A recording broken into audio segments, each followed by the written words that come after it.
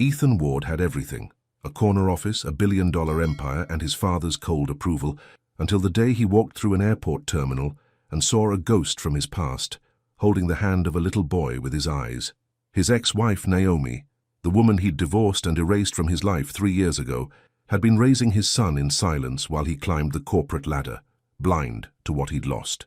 Now, with his 6-year-old son calling him Dad and his heart cracking open for the first time in years, Ethan faces an impossible choice: keep the empire that cost him everything, or burn it all down for a family he abandoned. But his father has other plans, and when ultimatums are issued and board meetings collide with school plays, Ethan will discover that choosing love might cost him more than he ever imagined. Will he sacrifice his legacy for a second chance, or will he prove that some men never change? Subscribe and comment below if you've ever had to choose between success and the people you love, because this story is about to get messy. The phone pressed against Ethan Ward's ear felt like it was burning. His assistant's voice crackled through the speaker, listing off numbers and percentages that all added up to one thing: this deal could make or break everything. Mr. Ward, the investors are already at the hotel. They're expecting you in 40 minutes. I know, Sarah, I know. Ethan's leather shoes clicked rapidly against the polished airport floor. His roller bag bumped along behind him, and his free hand clutched his briefcase so tight his knuckles had gone white. My flight just landed. I'll be there. People blurred past him on both sides, travelers dragging suitcases, families reuniting with squeals and hugs. Business people like him, all rushing somewhere important. The airport smelled like coffee and cleaning solution, and that particular staleness that all airports seem to share. Ethan checked his watch. If traffic cooperated, he'd make it. Barely. The presentation is loaded on your tablet, Sarah continued. I've emailed you the talking points. Mr. Chen specifically wants to discuss the Asian market expansion. Ethan's words died in his throat. Time seemed to stop. 30 feet ahead, near the baggage claim carousel, stood a woman. A black woman with natural hair pulled back in a sleek bun. She wore jeans and a simple cream-colored sweater. Nothing fancy, but Ethan would have recognized her anywhere. Naomi, his ex-wife, the woman he'd walked away from 3 years ago, the woman whose face still appeared in his dreams sometimes, making him wake up with an ache in his chest he couldn't explain. Mr. Ward, are you there? But Ethan wasn't listening anymore. His feet had stopped moving. His heart hammered against his ribs like it was trying to escape. Naomi stood with her back partially turned to him. She was holding someone's hand, a small hand. A little boy stood beside her. The child looked up at Naomi, saying something that made her smile. That smile. Ethan remembered that smile. Soft and genuine, the kind of smile that used to make his whole day better. The boy tugged on her hand, pointing at something on the baggage carousel. As he turned, Ethan's breath caught. The boy had light brown skin, darker than Ethan's but lighter than Naomi's. He had curly hair that caught the fluorescent lights. He wore a little blue jacket and sneakers that lit up when he bounced excitedly. And his eyes. His eyes were the exact shade of hazel green that Ethan saw every morning in the mirror. The same eyes that stared back at him from old family photos. His mother's eyes. His grandfather's eyes. Mr. Ward, hello? The phone slipped from Ethan's numb fingers. It clattered on the floor, but he didn't bend to pick it up. He couldn't move, couldn't breathe. The little boy laughed at something, and the sound carried across the space between them. A bright, innocent sound that pierced straight through Ethan's chest. How old was he? 5? 6? Ethan's mind raced backward, doing math he didn't want to do. 3 years since the divorce. 9 months before that. No, it couldn't be. But those eyes, those unmistakable eyes. As if she could feel his stare, Naomi's shoulders tensed. She turned her head slightly, and then she saw him. For a moment, they just stared at each other across the busy airport terminal. People walked between them, oblivious. Announcements echoed overhead. The world kept moving, but Ethan and Naomi were frozen. Her dark brown eyes went wide. Her lips parted slightly, like she wanted to say something, but couldn't find the words. Then her expression shifted, hardened. She grabbed the little boy's hand tighter and turned away quickly. Mommy! The boy's voice drifted back. What's wrong? That word. Mommy. Ethan's legs finally remembered how to work. He left his phone on the floor, abandoned his briefcase and roller bag right there in the middle of the terminal, and pushed through the crowd. Naomi! His voice came out rougher than he intended. Naomi, wait! She walked faster, pulling the boy along. But the child's little legs couldn't keep up with her sudden pace.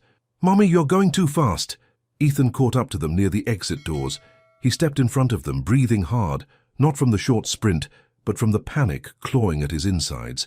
Up close, Naomi looked exactly the same, but also completely different.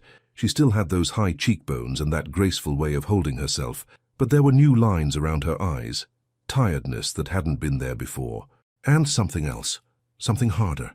Ethan. Her voice was cool, controlled. Move. Naomi, Who is this?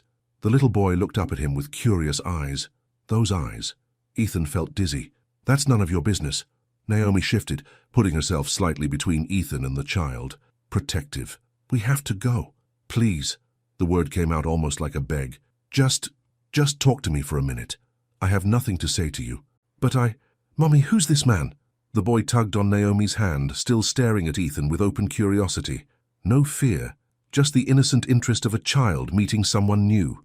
Naomi's jaw tightened. For a second, Ethan thought she might actually bolt, just run right out those doors and disappear again. But she didn't. She looked down at her son, their son, and her expression softened. Just someone Mommy used to know, baby. Oh, the boy seemed satisfied with that answer. He smiled up at Ethan, showing a gap where his front tooth should be. I'm Caleb. I'm 6 years old. 6 years old. The airport tilted. Ethan had to lock his knees to keep standing. 6 years old. The math added up perfectly. 9 months after their last night together. Right before everything fell apart. Right before the divorce papers were signed. Naomi? Ethan's voice cracked. Is he? Don't. She cut him off sharply. Don't do this here. I need to know. You need? Naomi's eyes flashed with something hot and angry. You need? That's funny, Ethan.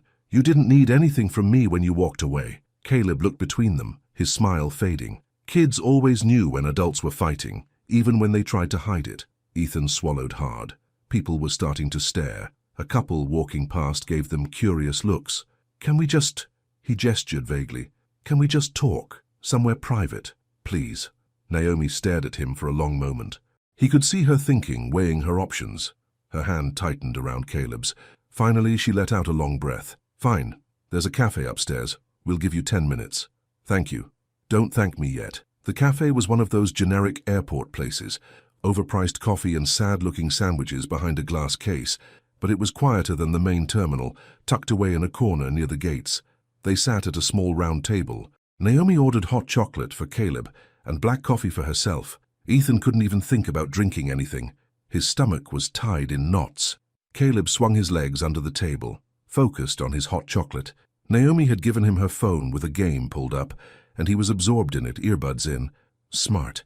She'd made sure he wouldn't hear their conversation. Naomi wrapped both hands around her coffee cup. She didn't look at Ethan, just stared at the dark liquid like it might have answers. Is he mine? Ethan's voice was barely above a whisper. She didn't answer right away. The silence stretched out, painful and heavy. Naomi, please. Yes. The word came out flat, final. Yes, Caleb is your son.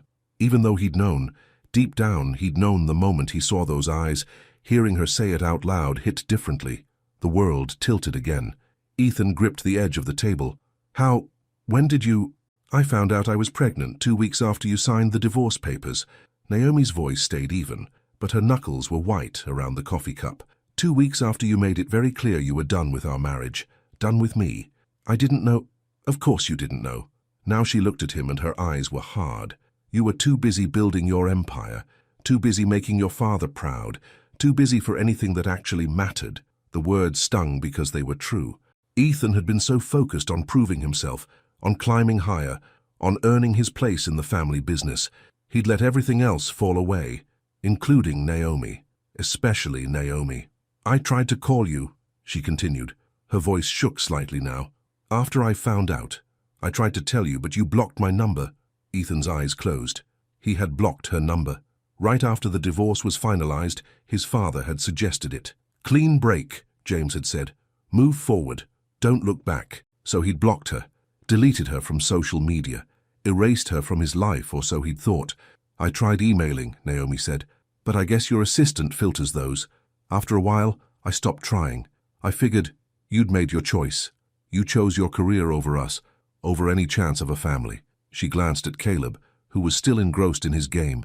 So I made my choice too. I chose to raise him alone. Naomi, Ethan didn't know what to say. Sorry felt too small, too meaningless. I didn't know, I swear, if I had known.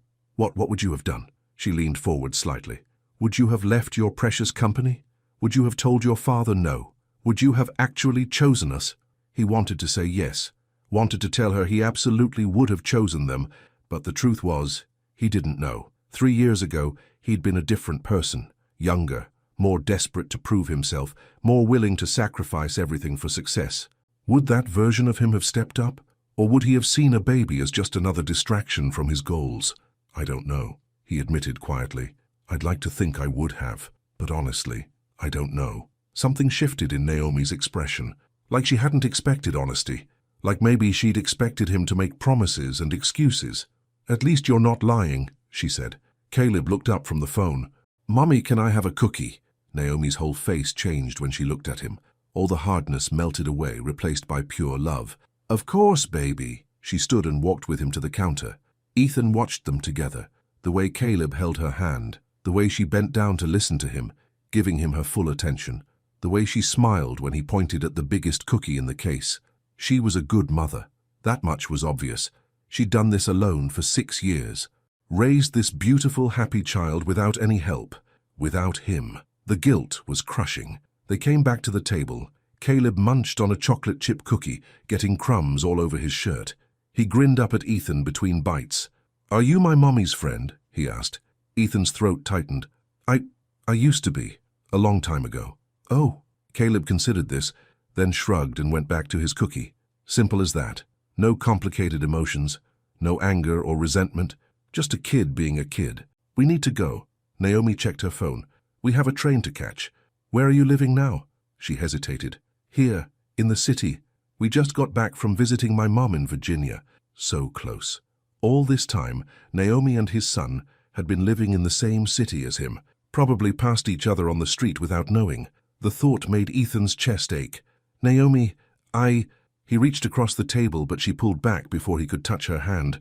I know I have no right to ask anything from you, but please don't shut me out. Let me know him. Let me be part of his life. Why? The question was sharp. Why now, Ethan? You've lived without us for 6 years. We've been just fine without you. Because he's my son. Ethan looked at Caleb, who was humming to himself while finishing his cookie. Because I've already missed 6 years. I don't want to miss any more. You don't get to just walk back into our lives because you suddenly decided you want to be a father. I know. You don't get to disrupt everything we've built. I know, Naomi. Ethan met her eyes. I know I don't deserve anything from you. I know I messed up. I know I chose wrong. He took a shaky breath. But that little boy deserves a father, and I want to be that for him. If you'll let me. Naomi stared at him for a long moment. Emotions flickered across her face. Anger, pain, fear. Something that might have been longing. Finally, she stood up. Come on, baby, we need to go catch our train. Okay. Caleb hopped down from his chair. Ethan stood too, panic rising. Naomi, please, give me your phone. He blinked. What? Your phone. Give it to me. With shaking hands, Ethan pulled out his phone. Naomi took it, typed something quickly and handed it back. Her number. She'd put her number in his contacts. This doesn't mean I forgive you, she said quietly. This doesn't mean I trust you. But you're right about one thing. Caleb deserves to know his father. She picked up Caleb's little backpack. If you're serious about this, about him, then prove it. Show up. Don't make promises you won't keep. I will. The words came out fierce. Certain. I won't let you down. Either of you. Not again. Naomi's expression was unreadable. We'll see. She took Caleb's hand and turned to leave. The little boy waved at Ethan over his shoulder. Bye, Mommy's friend. Bye, Caleb, Ethan managed to say. Then they were gone, disappearing into the crowd of travelers. Ethan sank back into his chair. His hands were shaking. His whole body felt like it had been hit by a truck. He had a son, a 6-year-old son named Caleb with his eyes and Naomi's smile. His phone buzzed. Sarah, probably, wondering where he was. The investors were waiting. The deal was waiting. Everything he'd worked for was waiting. But for the first time in 3 years, Ethan realized he didn't care. The apartment felt too quiet when Naomi finally got home. She helped Caleb out of his jacket and watched him run to his room to play with his toys. Normal evening routine. Like they hadn't just run into the one person Naomi had been avoiding for 6 years. Her hands were still shaking. She made it to the kitchen, gripped the counter, and just breathed. Ethan. After all this time, she'd convinced herself she was over him, convinced herself that the divorce had been the best thing, that she didn't need him, that she and Caleb were better off alone. But seeing him today, those same blue-gray eyes, that same jaw he used to clench when he was stressed, the same way he ran his hand through his hair when he didn't know what to say. He'd looked good, too good. Expensive suit, fancy watch, all the trappings of success. He'd gotten everything he wanted, built his empire, made his father proud, without her. The anger bubbled up hot and fierce. How dare he look at her like that? How dare he look at Caleb with those shocked, wide eyes and act like he had any right to be surprised? He'd abandoned them, chose his career over their marriage, walked away without looking back, and now he wanted to be a father. Naomi! She jumped, spinning around. Her younger sister Maya stood in the doorway, still in her scrubs from her shift at the hospital. She had her own key to the apartment, and came by often to help with Caleb. "Maya, I didn't hear you come in." Maya's eyes narrowed. She'd always been able to read Naomi like a book. "What happened? You look like you've seen a ghost." Naomi let out a shaky laugh. "Close enough. What do you mean?" The whole story came spilling out. The airport, Ethan, his face when he saw Caleb, the conversation in the cafe, all of it. By the time she finished, Maya's expression had gone from concerned to furious. "Absolutely not." Maya crossed her arms. "Tell me you didn't give him your number." Naomi looked away. "Naomi, are you serious? He deserves to know his son. He had 6 years to care." Maya's voice rose. 6 years, Naomi. You tried to tell him, you tried to reach out. He blocked you. He made it crystal clear he didn't want anything to do with you. He didn't know about Caleb because he didn't give you the chance to tell him. Maya stepped closer, her voice dropping but no less intense. "Do you remember what you were like after the divorce? Do you remember crying every night, finding out you were pregnant and being terrified because the man you loved had just erased you from his life?" Naomi remembered. Of course she remembered. Those had been the darkest months of her life. Pregnant, alone, heartbroken. She'd had to pull herself together for Caleb's sake, had to build a life from nothing. "I was here," Maya continued. "I held your hand through every doctor's appointment he missed. I was in the delivery room when Caleb was born. I've watched you raise that beautiful boy alone while Ethan Ward lived his perfect life. I know, and now he shows up and you just... What? Forgive him?" "I didn't forgive him." Naomi's own voice shook with emotion. "I'll never forgive what he did. But Maya, you should have seen Caleb's face. He was so curious, so innocent. He doesn't understand why he doesn't have a daddy like the other kids." Maya's expression softened slightly. They both loved Caleb fiercely. "I'm not doing this for Ethan," Naomi said quietly. "I'm doing it for Caleb. He deserves the chance to know his father, even if that father is a selfish bastard who broke your heart." Despite everything, Naomi almost smiled. "Yeah, that." Maya sighed and pulled Naomi into a hug. "I'm just trying to protect you, both of you. I know. If he hurts you again, if he hurts Caleb, I will personally destroy him. And I know where to stab someone so they bleed internally and suffer but don't die. You're a nurse, you took an oath. The oath has exceptions for terrible ex-husbands." This time Naomi did smile. Her sister always knew how to make her feel better, even in the worst situations. "Just promise me you'll be careful," Maya said, pulling back. "Don't let him back into your heart, not after what he did." "I won't." The words came out firm. "My heart is locked where Ethan Ward is concerned. This is just about Caleb." "Mommy!" Caleb's voice called from his room. "Come play with me." Naomi wiped her eyes quickly. "Coming, baby." She went to Caleb's room, leaving Maya in the kitchen. Caleb had all his action figures spread out on the floor, creating some elaborate story involving superheroes and dinosaurs. Naomi sat down beside him and listened as he explained the game. His enthusiasm was infectious. His imagination endless. This was what mattered. This little boy with her ex-husband's eyes and her determination. This child she'd raised with love and care, and every ounce of strength she had. Ethan could be part of Caleb's life if he proved himself worthy. But her heart, that was staying locked up tight. She wouldn't let him break her again. Ethan's penthouse apartment overlooked the city skyline. Floor-to-ceiling windows, modern furniture, artwork that cost more than most people's cars. Everything in shades of grey and black. Sleek, professional, cold. He'd always loved this place. Proof that he'd made it, that he was successful. Tonight it felt like a prison. He stood by the windows, still in his suit from the airport. He'd missed the meeting with the investors completely. Sarah had called 16 times. His father had called 4 times. The deal had fallen apart. Ethan couldn't bring himself to care. He kept seeing Caleb's face, those eyes, that innocent smile, his son.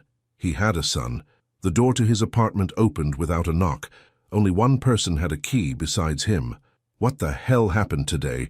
James Ward's voice boomed through the space. Ethan's father stormed in, his face red with anger. "I've been calling you for hours." "I was busy." "Busy?" James's eyes bulged. "You were supposed to close the biggest deal of the year. Do you have any idea how much money we lost when you didn't show up?" Ethan turned to face his father. James Ward was 65, silver-haired, and still as intimidating as he'd been when Ethan was a child. He commanded every room he entered, built an empire from nothing, and taught his son that business came before everything else. "I had something more important to deal with. More important than—" James stopped mid-sentence, staring at him. "Are you drunk?" "No." "Then what could possibly be more important than our company?" Ethan met his father's eyes. "I saw Naomi today." The temperature in the room seemed to drop 10 degrees. James's expression went from confused to disgusted. "That woman! Please tell me that's not why you missed the meeting." "That woman is my ex-wife. She's a distraction. Always was." James waved his hand dismissively. "I thought we moved past this 3 years ago." "We didn't move past anything." Ethan's voice hardened. "You convinced me to choose work over my marriage. You told me I couldn't build an empire and maintain a relationship. So I chose wrong. You chose the company. You chose success. I chose to be miserable." Ethan turned back to the windows. "And I chose to walk away from the best thing that ever happened to me." James was quiet for a moment. "Then, this is about that woman again. She's trying to worm her way back into your life. She has a son. So, lots of people have children." Ethan's hands clenched into fists. "He's mine, Dad. I have a son, 6 years old, and I didn't even know he existed because I was too busy being the perfect Ward heir to pay attention to anything else." The silence that followed was deafening. Finally, James spoke, his voice carefully controlled. "Are you certain the child is yours?" Ethan spun around. Don't you dare suggest that Naomi would lie about something like this. I'm being practical. He has my eyes." Ethan's voice cracked. "He has Mom's eyes. The same eyes I see in every family photo. There's no question. He's mine." James studied him for a long moment. Then he sighed and moved to the bar, pouring himself a drink. "This is a complication we don't need right now." "A complication?" "The company is at a critical point. We're expanding internationally. We have investors watching every move." James took a sip of his whiskey. "A surprise illegitimate child could affect our image." "He's not illegitimate. He's my son." Same thing in the eyes of the board. Ethan felt his anger building. "Is that really all you care about? The board? The image? Someone has to care about these things." James's voice was sharp. "Someone has to think about the bigger picture." "The bigger picture?" Ethan laughed, but there was no humor in it. "I have a 6-year-old son I've never met. I missed his entire childhood, his first steps, his first words, everything. And you're worried about what the board will think? I'm worried about you making another mistake." James set down his glass. "That woman distracted you once before. She made you soft, emotional. She almost derailed your entire career. She loved me." The words came out quiet, but firm. "She was the only person who ever loved me for who I was, not for who I could become." Love doesn't pay the bills. Love doesn't build empires. No. Ethan met his father's cold gaze. "But it builds families, and I'm starting to think that matters more." James's expression hardened. "Don't be naive. You're letting your emotions cloud your judgment." "Again, maybe my judgment was clouded before when I let you convince me to divorce her. I convinced you of nothing. You made your own choice. You made it seem like there was no other option." "Because there wasn't." James's voice rose. "You can't have it both ways, Ethan. You can't be CEO of a major corporation and play house with some woman and her child. He's not some child. He's my child." They stared at each other across the apartment. Father and son, empire and family. The two things that had always been at war in Ethan's life. James picked up his drink again. "Do what you want. But don't come crying to me when this blows up in your face." He headed for the door. "And don't forget, you have a meeting with the Chen Group tomorrow. Try not to miss this one." The door slammed behind him. Ethan stood alone in his cold, empty apartment. He pulled out his phone and looked at Naomi's number. His thumb hovered over it. What did he even say? How did he start? Before he could overthink it, he opened his photo gallery and found the one picture he still had of her. Taken on their wedding day, Naomi in a simple white dress smiling at the camera, happy. He'd deleted most of their photos when they divorced, but he'd kept this one, buried in a hidden folder he never looked at, until now. He pulled up Naomi's contact and hesitated. Then he typed, "Can I see him again tomorrow?" He stared at the message, deleted it, tried again. "I'd like to spend time with Caleb, whenever works for you." Still not right. He deleted it again. Finally, he just typed, "Thank you for letting me meet him. I know I don't deserve it, but I won't let you down, I promise." He hit send before he could second-guess himself. Then he waited and waited. An hour passed, then 2. Finally, at 11 p.m., his phone buzzed. "Naomi, don't make promises you can't keep." Another message came through right after. "Naomi, come to the park on 5th and Madison tomorrow at 10 a.m. I'll bring Caleb." Ethan's heart raced. He typed back immediately, "I'll be there." Her response was just one word, "Good." Ethan sat on his expensive couch in his expensive apartment and felt something he hadn't felt in 3 years. Hope. Tomorrow, he'd see his son again. Tomorrow, he'd start proving he could be the father Caleb deserved. Tomorrow, maybe he could start making up for all the time he'd lost. He looked at the photo of Naomi in her wedding dress one more time before closing it. "I won't let you down," he whispered to the empty room. Not this time. Outside his windows, the city lights twinkled against the dark sky. Somewhere out there, Naomi and Caleb were going to sleep. His family. The family he'd walked away from. The family he was going to fight to be part of, no matter what it cost him. The park was busy for a Saturday morning. Kids ran around the playground screaming with joy. Parents sat on benches sipping coffee and watching. Dogs pulled on leashes, eager to chase squirrels. Ethan arrived 15 minutes early. He'd barely slept. Every time he closed his eyes, he saw Caleb's face, those eyes that mirrored his own. He'd changed clothes 3 times that morning. What did you wear to meet your son for the second time? A suit seemed too formal. Jeans and a t-shirt felt too casual. He'd finally settled on dark jeans and a button-down shirt with the sleeves rolled up. Now he sat on a bench near the playground entrance, watching every person who walked by. His leg bounced with nervous energy. What if Naomi changed her mind? What if she didn't show up? There he is! Ethan's head snapped up. Caleb was running toward him, his light-up sneakers flashing with each step. His face was bright with excitement. Behind him, Naomi walked more slowly.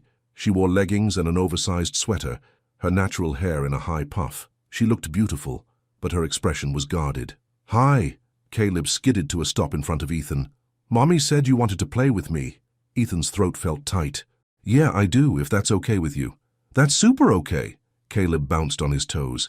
"Can we go on the swings? I can go really high now. Mommy says I'm brave." "You are brave." Naomi caught up to them. She met Ethan's eyes briefly, then looked away. "But remember what we talked about. Stay where Mommy can see you." I know." Caleb grabbed Ethan's hand without hesitation. The touch sent a jolt through Ethan's chest. His son's hand was so small and warm in his. "Come on." Ethan looked at Naomi. She gave him a slight nod. Permission. "Okay," he said. "Let's go." The next hour felt surreal. Ethan pushed Caleb on the swings, marveling at the sound of his laughter.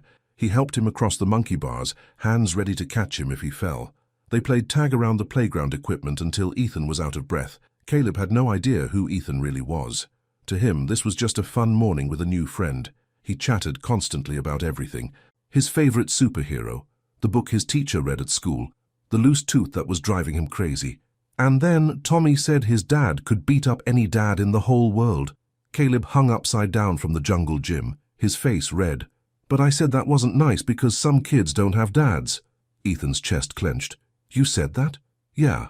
Caleb pulled himself upright. "It's not fair to brag about stuff other people don't have. That's what Mommy taught me." Of course Naomi had taught him that. She'd always been kind, always thought about other people's feelings. "Your mom is really smart," Ethan said quietly. "The smartest." Caleb grinned. "She helps me with my homework and makes the best pancakes and reads me stories every night. She's the best mom in the whole universe." Ethan glanced across the playground. Naomi sat on a bench, watching them. Even from here, he could see the tension in her shoulders. The way she held herself like she was ready to spring up at any moment if needed. She'd done this alone, raised this incredible kid by herself, given him everything. While Ethan had been in board meetings and business dinners, Naomi had been doing bedtime stories and homework help. While he'd been traveling for work, She'd been at school plays and doctor's appointments. The guilt was crushing. "I'm thirsty," Caleb announced. "Can we get water?" "Sure." Ethan led him back to the bench where Naomi sat. She already had a water bottle out, like she'd been expecting this. Caleb drank deeply, then wiped his mouth with the back of his hand. "That was so fun. Can we go to the sandbox now?" "In a minute, baby." Naomi brushed a curl back from his forehead. "Let Mommy talk to Ethan for a second. You can go on the slide." "Okay." Caleb handed back the water bottle and ran off. The silence that fell between them felt heavy. Ethan sat down on the bench, leaving space between them. "He's amazing," Ethan said finally. "I know. You did an incredible job raising him." Naomi's jaw tightened. "I didn't have a choice." "I know, and I'm sorry." "Don't." She held up a hand. "I don't want to hear I'm sorry right now. That's not why we're here." Ethan nodded. She was right. Words wouldn't fix the past. "He really likes you," Naomi said. She still wasn't looking at him. "He talked about you all night. Kept asking when he'd see you again." "Really?" "Kids are trusting like that. They don't see complications. They just see someone who paid attention to them." Finally, she turned to face him. "But that's what scares me, Ethan. What happens when the novelty wears off? When being a dad gets hard or boring or inconvenient? That won't happen. You don't know that." "I do." Ethan leaned forward, elbows on his knees. "I missed 6 years. 6 years I can never get back. I'm not going to waste any more time." Naomi studied his face like she was trying to read his mind. "You say that now, but what about when your work gets busy? What about when your father pressures you? What about when—" "My father already knows." The words came out flat. "He came to my apartment last night. He's not happy." "Of course he's not." Naomi's voice went bitter. "James Ward doesn't like anything that distracts from the company. He said Caleb was a complication." Naomi's eyes flashed with anger. "A complication? That's what I told him too." Ethan turned to look at her fully. "My father and I, we don't see eye to eye on a lot of things. We never have, but especially not about this. And when he makes you choose, work or Caleb, what then?" The question hung in the air between them. Ethan thought about his father's ultimatum, about the meeting he'd missed yesterday, about everything he'd built over the past 6 years. "Then I choose Caleb," he said quietly. "Every time." Naomi looked like she wanted to believe him, but doubt clouded her eyes. "Words are easy, Ethan. Actions are what matter." "Then let me show you." He shifted closer, not quite touching, but close enough to see the gold flecks in her brown eyes. "Let me prove I mean it, however long it takes." She held his gaze for a long moment. Then she stood up abruptly. "We should go. I have errands to run. Can I see him again tomorrow?" Naomi pulled out her phone. "I have to work tomorrow, but Maya's watching him. I'll ask if she's okay with it. Your sister hates me." "Can you blame her?" No, he really couldn't. They called Caleb over. He ran up, sweaty and happy. "Do we have to go already?" His face fell. "But we were having so much fun." "I know, baby, but we have things to do." Naomi shouldered her bag. "Say goodbye." Caleb threw his arms around Ethan's waist in a sudden hug. "Bye? Will I see you again?" Ethan's eyes burned. He hugged the boy back, careful not to squeeze too tight. "Yeah, I hope so." "Me too." Caleb pulled back and grinned up at him. "You're really nice. You're pretty great yourself, kid." As they walked away, Caleb turned and waved. Ethan waved back until they disappeared around the corner. Then he sat back down on the bench and let out a long breath. This was going to be harder than he thought. Not because of Caleb. Caleb was easy to love, open and trusting and full of joy. But Naomi looked at him like he was a bomb that might explode at any moment, like she was waiting for him to fail.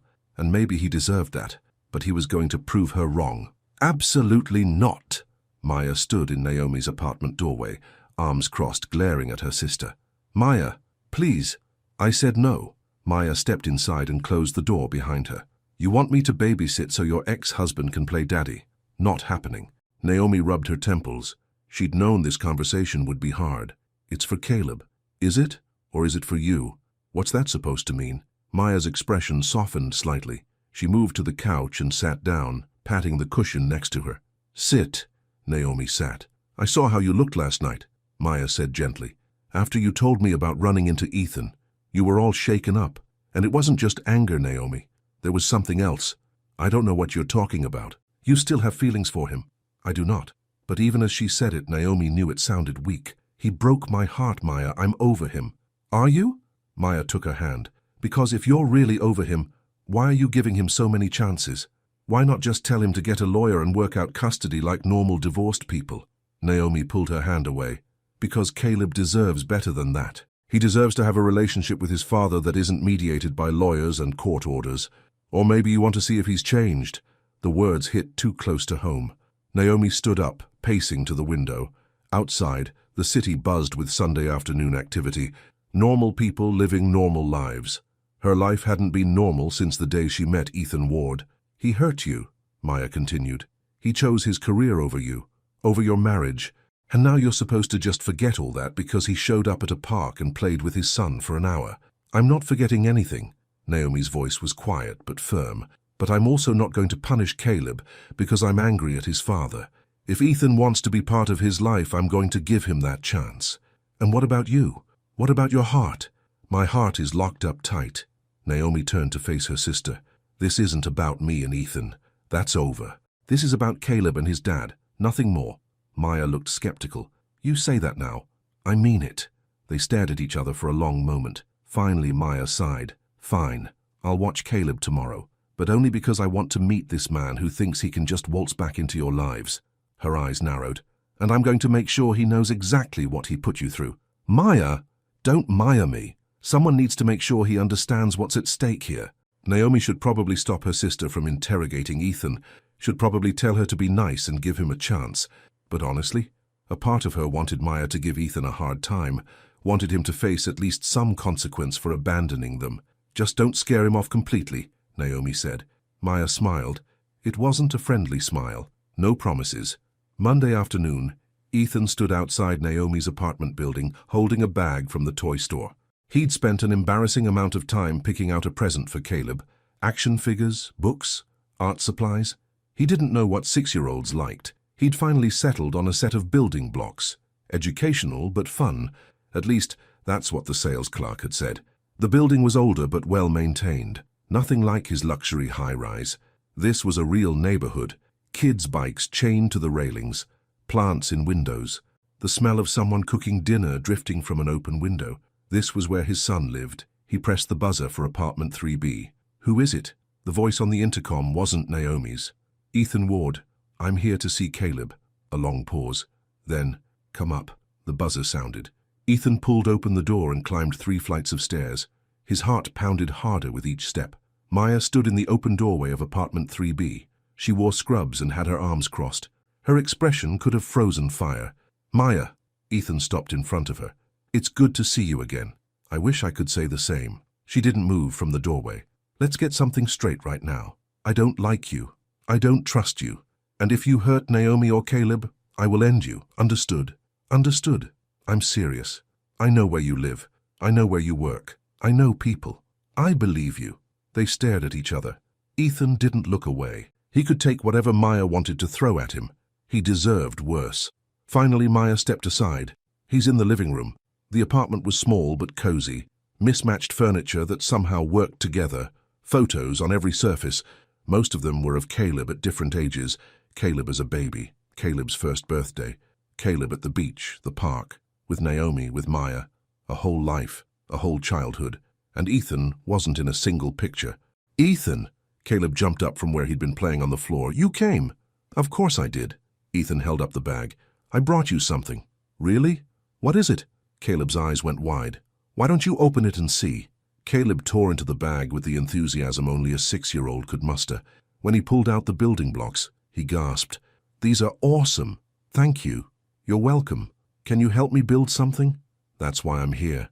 They settled on the floor together. Maya watched from the kitchen doorway, still looking suspicious.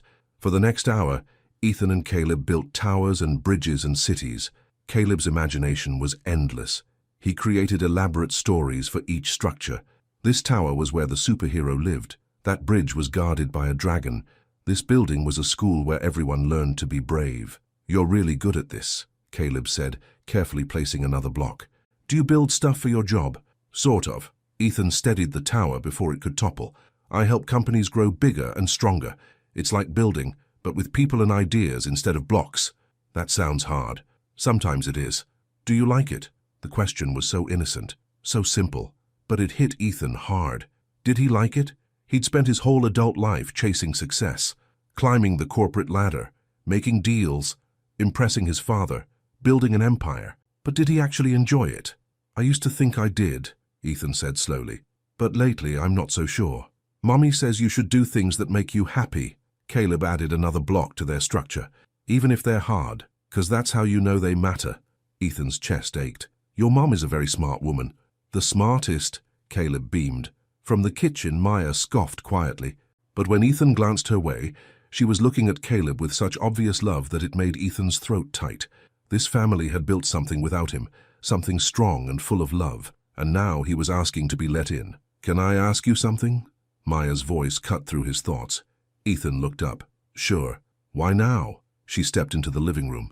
You've had 6 years. Why decide to be a father now? Caleb was absorbed in his building, humming to himself. But Ethan was careful with his answer anyway. Because I didn't know, he said quietly, and the moment I found out everything changed. That simple? That simple. Maya's eyes narrowed. And what about Naomi? What about her? Are you trying to get her back too? Or is this just about Caleb? Ethan opened his mouth, closed it. He hadn't let himself think about that question, hadn't let himself consider what he wanted beyond being Caleb's father. But now, faced with Maya's direct stare, he couldn't lie. I don't know, he admitted. I know I hurt her. I know I don't deserve another chance. But if I'm being honest, he glanced at Caleb to make sure he was still distracted. I never stopped caring about her. Caring isn't enough, I know. She built a life without you. A good life. I know that too. So don't come in here and mess it up. Maya's voice was fierce but quiet. If you're going to do this, be Caleb's dad, then you better be all in. No halfway, no I'll try. Either you're here or you're not. I'm here. The words came out strong, certain. I'm not going anywhere. Maya studied him for another long moment. Then she nodded once. We'll see. She grabbed her bag from the counter. I have to get to my shift. Naomi will be home at 6. Don't be here when she gets back. Why not? Because she needs space to breathe. You're a lot to handle right now. Maya paused at the door. And Ethan, don't prove me right about you for Caleb's sake. Then she was gone. Ethan and Caleb played for another hour. They built a city, destroyed it with a pretend earthquake, then built it bigger and better. That's how it works, Caleb explained seriously. When something breaks, you build it back stronger. Yeah, Ethan said softly. I'm learning that. At 5:30, Ethan started packing up. Caleb's face fell. Do you have to go? Your mom will be home soon, but I'll see you again, I promise. When? Good question. Ethan pulled out his phone. What if I come by later this week? Maybe we could get pizza. I love pizza. Caleb bounced excitedly. Can we get pepperoni? Whatever you want, buddy. They walked to the door together. Caleb hugged him again. So natural, so easy. Like they'd been doing this forever. Bye, Ethan. Thanks for the blocks. Any time, Caleb. Ethan walked down the 3 flights of stairs feeling lighter than he had in years. This was working. Slowly, carefully, but it was working. He was building a relationship with his son. Now he just had to figure out what to do about his son's mother. Wednesday afternoon, Ethan's phone rang during a meeting. He glanced at the screen. Caleb's school. His heart jumped. He stood up abruptly, ignoring the confused looks from the other board members. I need to take this. He didn't wait for permission before stepping into the hallway. Hello? Mr. Ward? A woman's voice. This is Principal Martinez from Riverside Elementary. I have Caleb Carter in my office. Ethan's heart stopped. Is he okay? Is he hurt? He's fine, but we need to discuss his emergency contact form. It lists you as his father, but we don't have any custody paperwork on file. I'll be right there. Mr. Ward, that's not necessary. But Ethan had already hung up. He grabbed his jacket and headed for the elevator. Sarah tried to stop him in the hallway. Mr. Ward, the meeting, reschedule it. But I said reschedule it. He didn't slow down. Something came up with my son. He left Sarah standing there with her mouth open. 20 minutes later, Ethan walked into Riverside Elementary. The school was exactly what he'd expected. Bright hallways covered in student artwork, the smell of cafeteria food and pencil shavings. Kids' laughter echoing from classrooms. The office was easy to find. A woman sat behind the desk, the secretary probably. She looked up when he entered. I'm here for Caleb Carter, Ethan said. I'm his father. Oh, yes, Principal Martinez is expecting you, one moment. She disappeared into an office. A minute later, she returned with a woman in her 50s, wearing a kind smile. Mr. Ward, I'm Principal Martinez. She shook his hand. Please come in.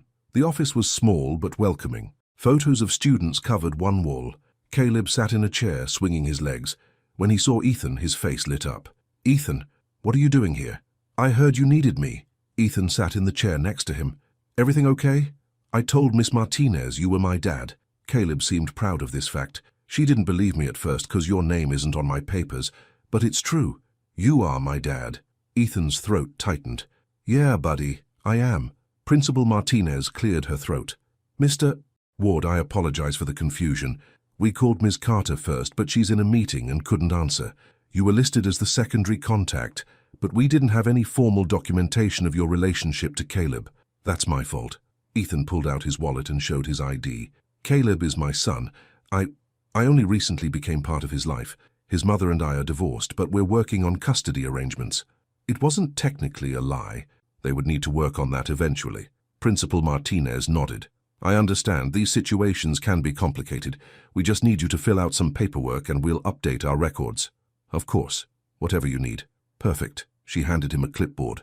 Now, the reason I called, Caleb's teacher sent him to the office because he was very distracted in class today. When I asked him about it, he said he was nervous about his school play next week. Ethan looked at Caleb. School play? Caleb nodded vigorously. I'm a tree in the forest scene. We're doing a play about nature and taking care of the earth. His enthusiasm dimmed a little. But I'm scared I'll mess up. What if I forget to wave my branches? What if I fall down? You won't fall down, Ethan said gently. And even if you did, you'd just get back up, right? Caleb thought about this. I guess. When is the play? Next Thursday, at 7 o'clock. Caleb grabbed his hand. Will you come watch me, please? Ethan's mind raced. Next Thursday. What did he have next Thursday? Some dinner. Something with investors. His father would be there. It didn't matter. Of course I'll be there, Ethan said. I wouldn't miss it for anything. Caleb's whole face lit up. Really, you promise? I promise. Even though you have important business stuff? Even then. Ethan squeezed his hand. You're more important than any business stuff. Always. Caleb threw his arms around Ethan's neck. You're the best dad ever. The words hit Ethan like a physical blow. Best dad ever. He'd been in Caleb's life for less than a week. He didn't deserve that title, but he was going to try to earn it. After filling out the paperwork and promising Principal Martinez they'd get proper custody documentation soon, Ethan walked Caleb back to his classroom. The boy chattered the whole way about his play, his costume, his lines, which were just rustle, rustle while he waved his arms. And Mommy's making my tree costume, Caleb said. It's brown and green and has leaves on it. I'm going to be the best tree in the whole forest. I bet you will be. They reached Caleb's classroom. Through the window in the door, Ethan could see other kids sitting at desks, working on something. This is me. Caleb looked up at him. Thanks for coming, Dad. Dad. Not Ethan. Dad. Anytime, buddy. Ethan crouched down to his level. You're going to do great in your play, and I'll be in the audience cheering for you. The loudest? The loudest. Caleb giggled and hugged him one more time before running into the classroom. Ethan stood in the hallway for a minute, just breathing. His son had called him Dad. His son wanted him at the school play. His son believed in him. He couldn't screw this up. Back in his car, Ethan called his assistant. Sarah, what do I have next Thursday night? The investor dinner with the Chen Group. Your father specifically requested your attendance. It's the follow-up to the meeting you missed last week. Cancel it. Silence. Mr. Ward, I don't think I heard you correctly. Cancel it. I have something more important. More important than the Chen Group? Sarah's voice pitched higher. Mr. Ward, your father is going to be furious. This is a multi-million-dollar deal. I don't care. The words came out clear and firm. My son has a school play. I'm going to be there. Your son? Yes, my son. Ethan started the car. Cancel the dinner, Sarah. And going forward, block off Thursday nights. Those are for Caleb. But, no buts. Family comes first now. If my father has a problem with that, he can talk to me directly. He hung up before she could argue. As he drove back to the office, Ethan felt something unfamiliar settle in his chest. Peace. For the first time in 6 years, he was making the right choice. He was choosing his son. And whatever consequences came from that, he'd face them. Because Caleb was worth it. They were worth it. Even if it cost him everything. The next Saturday was perfect. Clear blue sky, warm sunshine, just enough breeze to keep it comfortable. Naomi had agreed to spend the day at the park with Caleb and Ethan. A family day, though she'd been careful not to call it that. Ethan arrived at their apartment at 10 in the morning. When Naomi opened the door, he tried not to stare. She wore a simple sundress, yellow with small white flowers.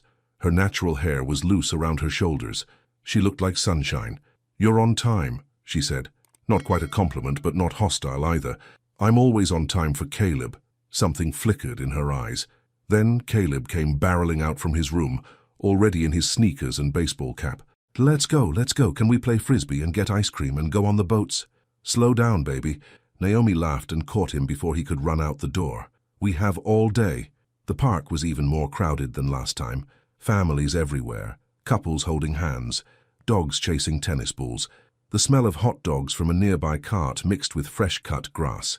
Ethan had brought a frisbee, a soccer ball, and a blanket for sitting. He'd learned quickly that 6-year-olds needed options. Lots of options. Frisbee first, Caleb decided. They found an open space and formed a triangle. At first, Caleb couldn't throw very far. The frisbee would wobble and drop after a few feet, but Ethan showed him how to flick his wrist, and slowly, Caleb got better. "I did it! Did you see, Mommy? I threw it all the way to Ethan." "I saw, baby. You're doing great." Naomi's smile was genuine, unguarded. For a moment, she forgot to be angry at Ethan. She was just a mother, proud of her son. Ethan caught the frisbee and threw it to Naomi. She caught it easily, then sent it sailing back to Caleb. They fell into an easy rhythm, laughing when someone missed, cheering when Caleb made a particularly good throw. It felt normal, like they'd been doing this forever, like they were a family. After frisbee, they played soccer. Ethan and Naomi were on opposite teams at first, with Caleb switching sides whenever he wanted. But then Ethan suggested they both help Caleb score against him. 2 against 1? Caleb's eyes went wide. "That's not fair." "Sure it is. I'm bigger. You two have to team up." So Naomi and Caleb worked together, passing the ball back and forth while Ethan played goalie. When Caleb finally scored, he jumped up and down, screaming with joy. "We did it, Mommy, we won." Naomi high-fived him, then, without thinking, high-fived Ethan too. Their hands met, and for just a second, they both froze. Her skin was warm against his. The touch sent electricity up his arm. She pulled away quickly, but not before he saw the color rise in her cheeks. "Ice cream break?" Her voice came out slightly breathless. "Yes!" Caleb pumped his fist in the air. They walked to the ice cream cart together. Caleb got chocolate with rainbow sprinkles. Naomi got vanilla. Ethan got mint chocolate chip. "That looks gross," Caleb said, eyeing Ethan's green ice cream. "Don't knock it till you try it." Ethan held out his cone. "Want a taste?" Caleb looked at Naomi for permission. She nodded. He took a tiny lick, then made a face. "Nope, still gross." They all laughed, even Naomi. A real laugh, the kind that made her eyes crinkle at the corners. They found a spot under a big oak tree and spread out the blanket. Caleb stretched out on his stomach, eating his ice cream and watching other kids play nearby. "Can I go on the swings?" he asked when his cone was gone. "Stay where I can see you," Naomi said. "I will." Caleb ran off, leaving Ethan and Naomi alone on the blanket. The silence that fell wasn't entirely comfortable, but it wasn't hostile either. They sat side by side, watching Caleb swing higher and higher. "He's fearless," Ethan said. "He gets that from me." Naomi smiled slightly. "When I was pregnant, I used to worry he'd be timid, that raising him alone would make him scared of the world. But he's the bravest kid I know." "You did that. You made him brave." She glanced at him. "I just loved him. That's all any parent can do." "You did more than that?" Ethan turned to face her. "You gave him confidence, security. You made him feel safe enough to be fearless." Naomi looked away, but he saw her blink rapidly. "Stop. Stop what? Stop being nice. Stop saying the right things. It's confusing." "I'm just telling the truth. The truth is, you weren't here." Her voice went quiet. "The truth is, I did all of this alone. And it was hard, Ethan, so hard. There were nights I cried myself to sleep because I didn't know if I was doing it right, if I was enough. You were more than enough. But I wanted him to have a father." She pulled her knees up and wrapped her arms around them. "Every Father's Day, every time he asked why he didn't have a daddy like the other kids, every school event where I was the only parent there, it broke my heart." Ethan's chest ached. "I'm sorry. I know you are. But sorry doesn't give me back those years.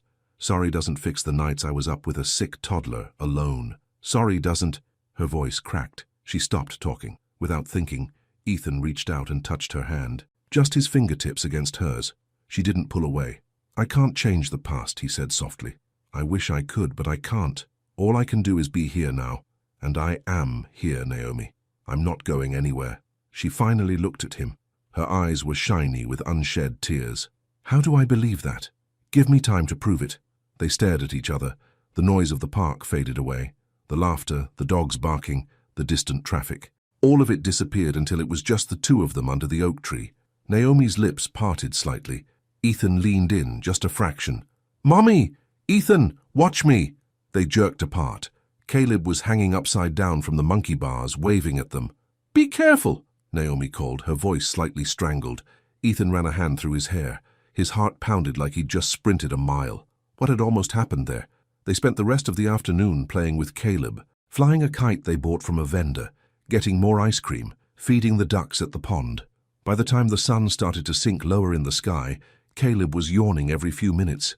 "Somebody's tired," Naomi said, brushing grass off his shirt. "I'm not tired."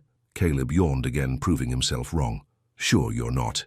She smiled and stood up, folding the blanket. "Come on, baby. Let's get you home." Ethan walked them back to their apartment building. He carried the soccer ball and frisbee. Caleb held his mother's hand, dragging his feet tiredly. At the building entrance, Naomi turned to him. "Thank you. For today, Caleb had fun. What about you?" The question came out before he could stop it. "Did you have fun?" She hesitated. Then softly, "Yeah, I did." Something warm bloomed in Ethan's chest. "The school play is Thursday night," Naomi said. 7 o'clock. You're still coming. I'll be there. With your father breathing down your neck about missing some important dinner." Ethan met her eyes. "I don't care what my father says. I made Caleb a promise. I'm keeping it." Naomi studied his face for a long moment, like she was trying to decide if he meant it. "Okay," she said finally. "Thursday at 7. She started to turn away, then stopped. "Ethan, yeah? It was nice, seeing Caleb so happy." She swallowed. Seeing him with his father. Before he could respond, she was gone, disappearing into the building with Caleb. Ethan stood on the sidewalk, grinning like an idiot. It was nice. That was practically a love confession from Naomi Carter. Thursday night's play came faster than Ethan expected. The week had been chaos at work. His father was furious about the cancelled dinner. The Chen group had postponed their deal indefinitely. The board was asking questions. Ethan ignored all of it. He left the office at 6 o'clock sharp, despite Sarah's protests. Changed out of his suit and into casual clothes. Drove to Riverside Elementary with butterflies in his stomach. The school auditorium was packed. Parents filled every seat, holding programs and cameras. The air smelled like perfume and excitement. Ethan found Naomi near the front. She'd saved him a seat. Maya sat on her other side, giving him a look that could melt steel. "You actually came," Maya said. Not quite friendly, but less hostile than before. "I said I would." "People say lots of things." "Maya," Naomi warned, "not tonight." Maya subsided, but kept watching him like he might bolt at any moment. The lights dimmed. The principal welcomed everyone. Then the curtain opened. The play was exactly what you'd expect from first graders. Adorable chaos. Kids waving their arms as trees and flowers. A sun that kept forgetting to shine. A cloud that cried real tears because the girl playing it was nervous. Then Caleb appeared on stage. He wore the tree costume Naomi had made. Brown fabric for the trunk, green sleeves covered in felt leaves. He stood very still at first, concentrating hard. When the narrator talked about the forest, Caleb waved his branches perfectly. He rustled at all the right moments. He even did a little dance when the sun came out. Ethan's chest felt like it might burst. That was his son up there. His son, being the best tree in the whole forest. He pulled out his phone and took a dozen photos. Maybe more. He couldn't help himself. When the play ended, all the kids came out and took a bow. Ethan stood up and clapped so loud, people turned to stare. "That's my son!" he couldn't help shouting. "That's Caleb, the tree!" Naomi laughed beside him. A real, genuine laugh. "You're embarrassing him." "I don't care. Did you see how good he was?" "I saw." On stage, Caleb spotted them and waved frantically. His face glowed with pride. After the play, parents flooded backstage to pick up their kids. Ethan waited with Naomi and Maya, bouncing slightly with excitement. "You really love him," Maya said quietly. Ethan turned to her. "Of course I do. He's my son." "You barely know him." "Doesn't matter. He's mine. I'd do anything for him." Maya's expression softened slightly. "Good, because he deserves that." Then Caleb came running out, still in his tree costume. He launched himself at Ethan, who caught him and lifted him up. "Did you see me? Did you see me? I didn't mess up even once." You were perfect. Ethan spun him around. The best tree I've ever seen. Really? Really. Ethan set him down but kept his hands on Caleb's shoulders. I'm so proud of you, buddy. Caleb's smile could have powered the whole city. This is the best day ever. Want to make it even better? Ethan looked at Naomi. Can I take you both to dinner to celebrate?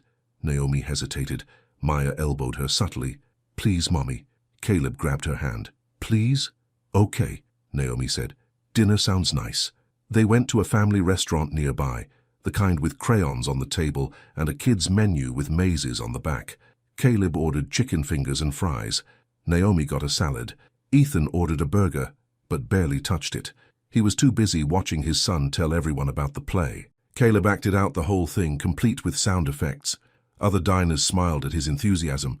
And then I was like, Russell, Russell, and everyone clapped. They clapped because you were amazing, Naomi said, smoothing down his hair. Can we do another play next year? If your teacher does one, yes. I want to be a dragon next time, or a superhero, or a... How about we finish this play first? Naomi laughed. After dinner, they walked back to Naomi's apartment. Caleb held both of their hands, swinging between them. When they reached the building, he didn't want to let go. Do you have to leave? He asked Ethan. It's bedtime, baby, Naomi said gently. You have school tomorrow. But what if I come up and help with bedtime? Ethan looked at Naomi. If that's okay? Naomi bit her lip, then nodded. Okay. Upstairs, while Caleb changed into his pajamas, Ethan stood in the small living room. Being in Naomi's space felt intimate, personal. Her books on the shelves, her throw blankets on the couch, photos of her and Caleb everywhere. This was her life, the life she'd built without him. I'm ready, Caleb called from his room. They both went in. Caleb was already under his covers, surrounded by stuffed animals. Story time? Ethan asked. Yes. Caleb pointed to a book on his nightstand. This one. It was about a brave little bear who went on an adventure. Ethan sat on the edge of the bed and read, doing different voices for each character. Caleb giggled at the funny parts and gasped at the scary parts. When the story ended, Caleb yawned hugely. Good night, baby. Naomi kissed his forehead. I love you to the moon and back. Love you to the moon and back again, Caleb mumbled, his eyes already closing. Ethan stood to leave, but Caleb's small hand shot out and grabbed his. Dad? The word was sleepy, soft. Ethan's heart stopped. Yeah, buddy? Thanks for coming to my play. I wouldn't have missed it for the world. Promise you'll come to the next one too? I promise. Love you, Dad. The words hit Ethan like a tidal wave. His eyes burned. His throat closed up. Love you too, Caleb. By the time he finished saying it, Caleb was asleep. Ethan stood there for a moment, just looking at his son, his beautiful, perfect son, who somehow loved him despite everything. Naomi touched his arm gently. Come on, let him sleep. They tiptoed out, leaving the door cracked open. The nightlight in Caleb's room cast a soft glow into the hallway. In the living room, they stood awkwardly, neither quite knowing what to say. Thank you, Naomi said finally, for showing up tonight. It meant everything to him. It meant everything to me, too. I wasn't sure you'd really come. I thought maybe your work would get in the way, or your father would pressure you. My father did pressure me. Ethan shoved his hands in his pockets. He's furious that I missed the investor dinner, says I'm throwing away everything we built. Are you? Maybe. Ethan met her eyes. But if building an empire means missing moments like tonight, then I don't want it. Naomi's expression shifted, softened. You've changed. Not enough, not yet, but I'm trying. They stared at each other in the dim living room. The only sound was the tick of a clock on the wall and distant traffic outside. Stay, Naomi said suddenly. For a little while. I'll make coffee. Are you sure? No. She smiled slightly. But stay anyway. They sat at Naomi's small kitchen table with mugs of coffee. The apartment was quiet now, peaceful. Just the two of them talking in low voices, so they wouldn't wake Caleb. Tell me about the last 6 years, Ethan said. Everything I missed. Naomi wrapped her hands around her mug. That's a lot to cover. Then start anywhere. I want to know. So she told him. About being pregnant and terrified. About her mother helping her through those early months. About the day Caleb was born. How he'd come 3 weeks early and screamed loud enough to wake the entire hospital. He had a full head of hair, she said, smiling at the memory. And these tiny little fists that would grab onto my finger and not let go. I wish I could have been there. So do I. No accusation in her voice. Just honesty. But I wasn't alone. My mom stayed for 2 months. Maya practically moved in. We figured it out. She told him about Caleb's first steps, his first word, which had been mama, naturally. The time he got into her makeup and painted the whole bathroom. His first day of school, when he'd cried for 5 minutes, then made 3 new friends. Ethan listened to every word, memorizing the stories, trying to build a picture of the years he'd missed. "What about you?" Naomi asked. "What were you doing all this time?"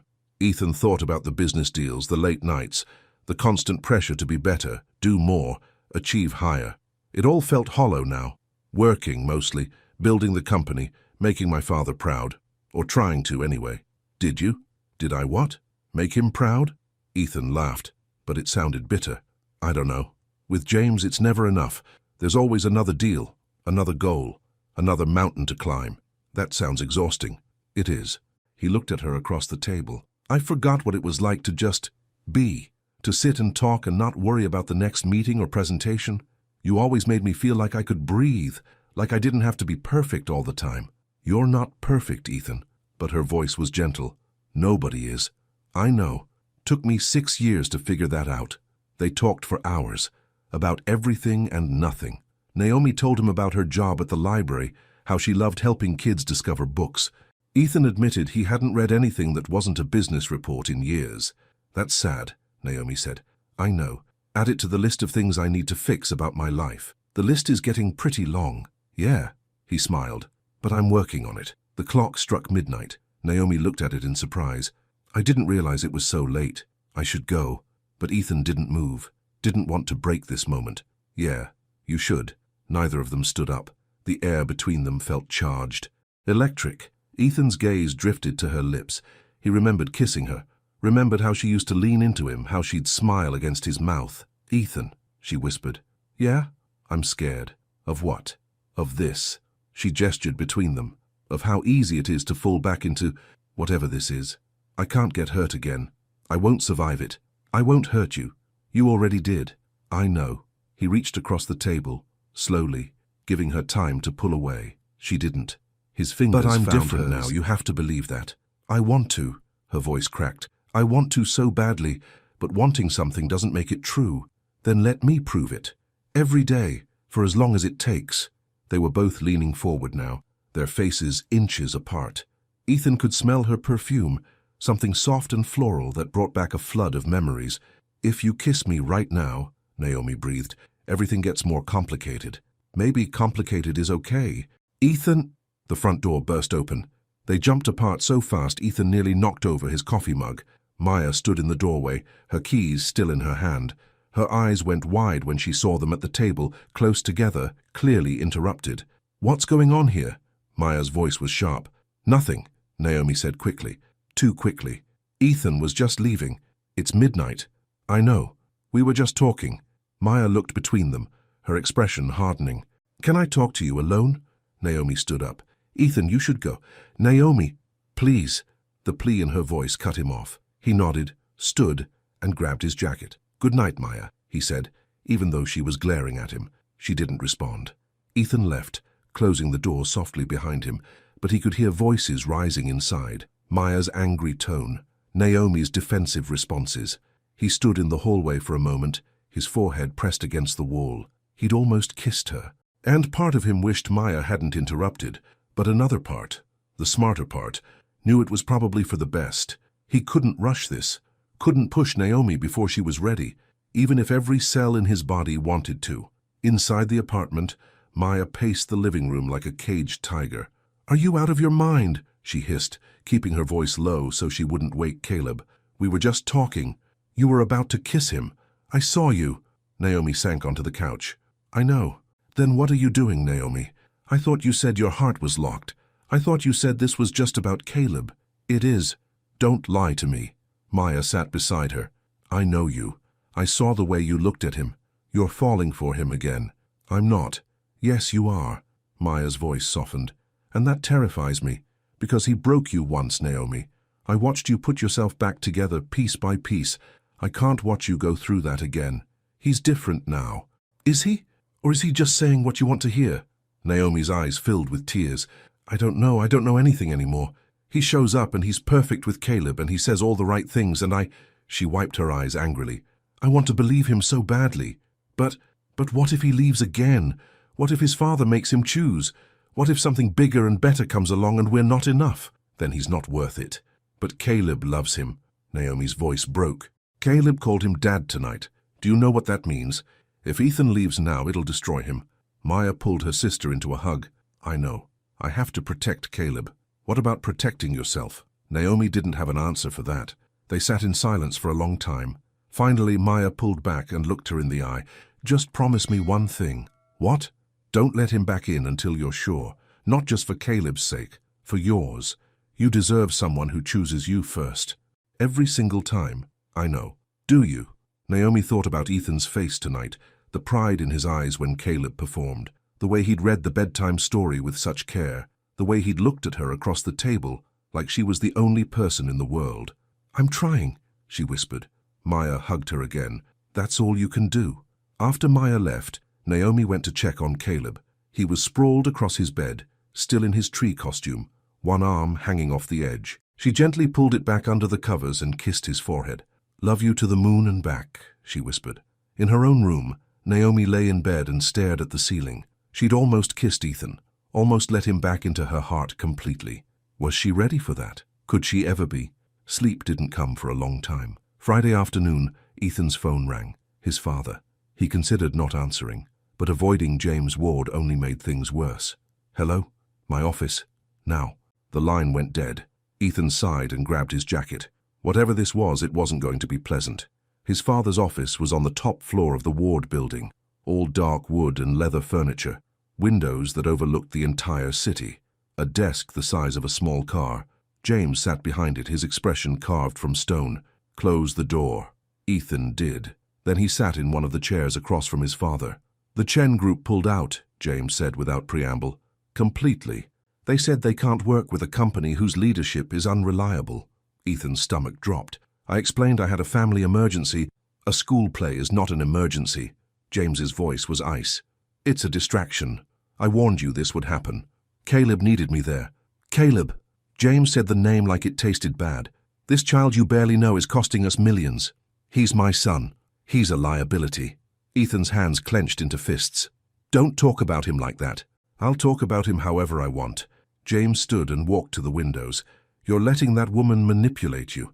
She disappeared for 6 years, then conveniently shows up when you're successful. Don't you find that suspicious? She didn't show up. I ran into her at the airport, and she didn't want me to be part of their lives. I insisted. Because she's playing you. James turned to face him. She knows you'll feel guilty. She's using that guilt to get her claws back into you. That's not what's happening. Isn't it? James walked closer. You're throwing away your career for a child you've known for 2 weeks. You're cancelling meetings, ignoring responsibilities, all for someone else's family. They're my family. No. James's voice went quiet, dangerous. We are your family. This company is your family. Everything you've worked for, everything I've taught you, that's your legacy, not some woman and her child. Ethan stood up. You're wrong. Am I? Then prove it. James moved to his desk and pulled out a folder. There's a board meeting in 2 weeks. Major investors will be there. I need you to present our 5-year expansion plan. Fine. It's the same night as parent-teacher conferences at that child's school. Ethan's blood went cold. How do you know that? I have my sources, and I'm giving you a choice. James laid the folder on the desk. You can be at that board meeting, proving you're committed to this company. Or you can be at a school playing house with your ex-wife. That's not fair. Life isn't fair. Business isn't fair. James's eyes were hard. You want to be CEO someday? You want to run this empire? Then you need to show me where your priorities are. My priorities are my son. Then you'll never be CEO. You'll never have what it takes. James sat back down, dismissing him. Think carefully, Ethan. This is your last chance. Choose the company, or walk away from everything we've built. Ethan stood there, shaking with anger, with fear. His whole life he'd wanted his father's approval, wanted to prove he was worthy of the Ward name. Strong enough, smart enough, ruthless enough. But looking at his father now, sitting in his expensive office with his cold eyes and colder heart, Ethan realized something. He didn't want to be this man. He didn't want Caleb to have a father like James Ward, someone who valued money over people, success over family, empire over love. I'll think about it, Ethan said finally. James nodded.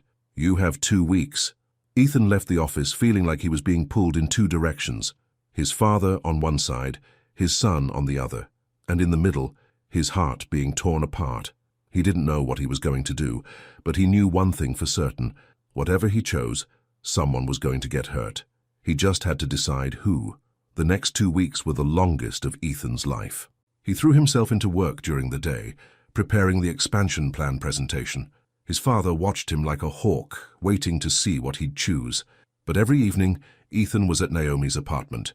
He'd pick Caleb up from school, help with homework, stay for dinner. Sometimes Maya was there, her watchful eyes tracking his every move. Sometimes it was just the three of them, him, Naomi, and Caleb. Those were the best times. They fell into a rhythm. Ethan would read bedtime stories while Naomi cleaned up the kitchen. Then they'd sit together on the couch, talking in quiet voices. Sometimes about Caleb, sometimes about nothing important. They didn't talk about the almost kiss, didn't address the tension that hummed between them whenever they were alone, but it was there, growing stronger every day. On Wednesday night, a week before the board meeting, Caleb came home with a bright yellow flyer. Parent-teacher conferences. He waved the paper excitedly. Next Friday, Miss Rodriguez wants to meet you both. Naomi took the flyer, her expression careful. Both of us? Yeah. She said parents can come together if they want. Tommy's mom and dad are coming together and Sarah's. Can you both come?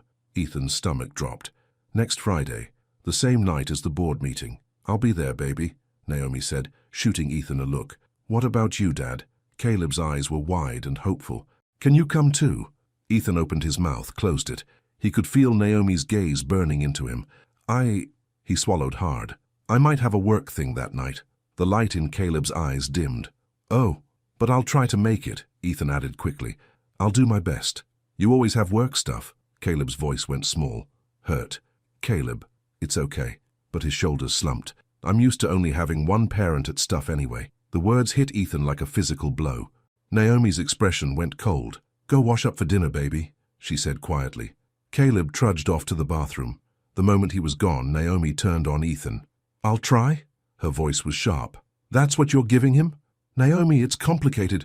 No, it's not. She crossed her arms. Either you show up for your son or you don't. There's no try. The board meeting is critical.